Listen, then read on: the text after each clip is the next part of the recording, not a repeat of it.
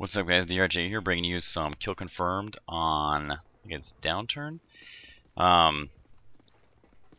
So the plan is, I'm gonna obviously be releasing this round.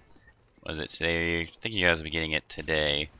Doing some commentary on it this morning, and then in the next couple days, I'm gonna be releasing a few rounds. The way I like to term the CoD experiment, where I got a few very willing individuals to basically sacrifice their stats in order to help test out some ideas of mine. And basically what we did was we ran domination servers, and we started off trying to see how well we could do without killing anybody at all.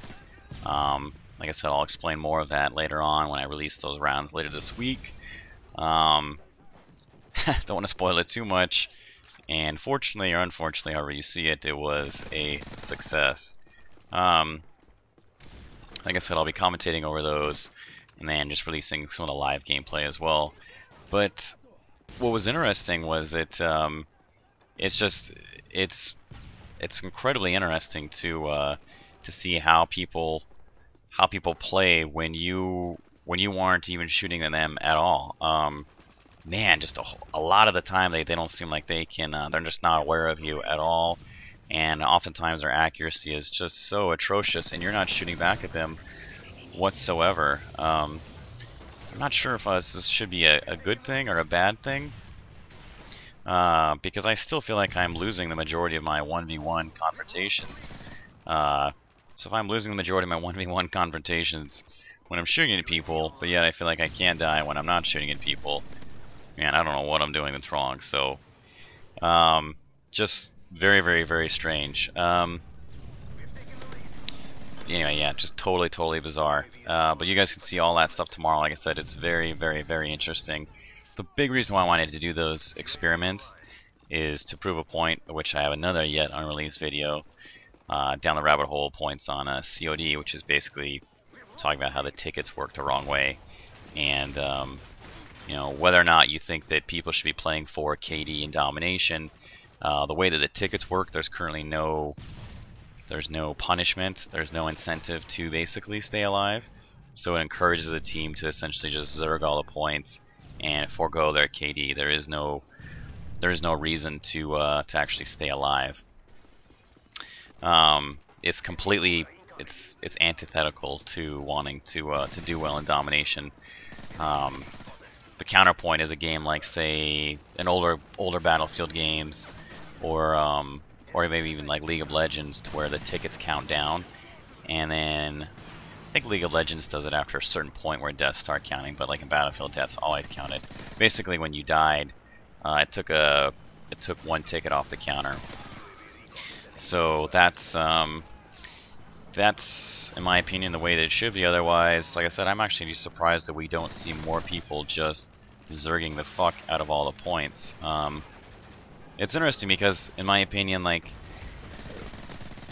you know, well, CoD is all about basically this instant respawn, fast gameplay.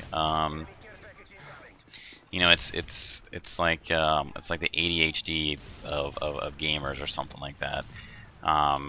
You know, you don't want to be bothered with things like, you know, strategy and aiming and movement. You just, you know, fuck it, just spawn in and, you know, go throw your nades and get back in there again.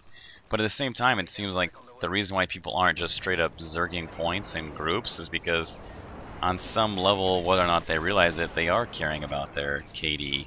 Like I said, what's interesting though is that I'm surprised that that's nice, I just flashed myself there. This guy just ran right past me. But what's interesting is, like I said, I'm surprised that they care about it as much as they do. I'm surprised that they don't care about it less after what I saw today, how brutally effective it was to go through an entire match and not kill anybody, and how effective that was in domination. So, like I said, it's almost interesting to see that they care about it as much as they do, which is to say not a whole lot, but still surprising that it's there almost at all. So anyway, that's kind of where I'm at with that stuff. Like I said, I'll hopefully release that rabbit hole video soon. So I can have a lot on my plate. and I feel like I've been a little burnt out lately on gaming just in general.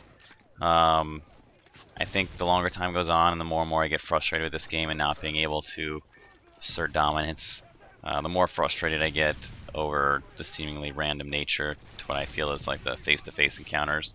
It relies so heavily on that ping, and it's so difficult to find a decent server, especially on PCs with the small player size, or like I said, the small player base, and the fact that I don't tend to play out those peak times.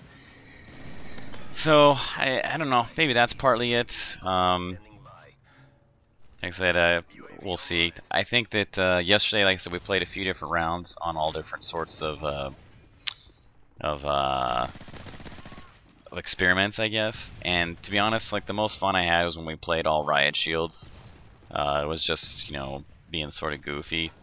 And like I said, the most fun I had was playing all riot shields. And to be honest, we dominated hard with riot shields. It was crazy, and it looked like we went up and played against a cohesive group as well. So I was very surprised that we seemed to, like, I'm not sure that they were another group, but they seemed organized. They seemed better than your average players, and we absolutely crushed them. So quite interesting. But anyway, like I said, there's nothing more frustrating than playing a game, like I said, that wanting to win a game that you feel like should be relying on, you know, basically skill. We've talked about this a million times. And when you feel like it has that random component to it, there's really nothing more frustrating than that. Really surprised that I died there that fast. And so I think that it's no surprise that, you know, when you just stop worrying about that altogether, it's possible to have more fun, but at the same time, you know, you lose out on that fun factor that is basically proving to yourself and everybody else that, you know, you are a great player. But that being said, getting a group of 4 or 5 guys together and going all riot shields, if you haven't done that, it's definitely something you should do. So anyway, hope you guys enjoyed this. Like I said, stay tuned for more. I think tomorrow I'll release those first of those videos out, and they are very, very impressive in my opinion to see. So please watch those. Said I really, really enjoyed doing them, and I'm very thankful to people that helped me make them. So please check those out as they come out. All right, stay tuned for more.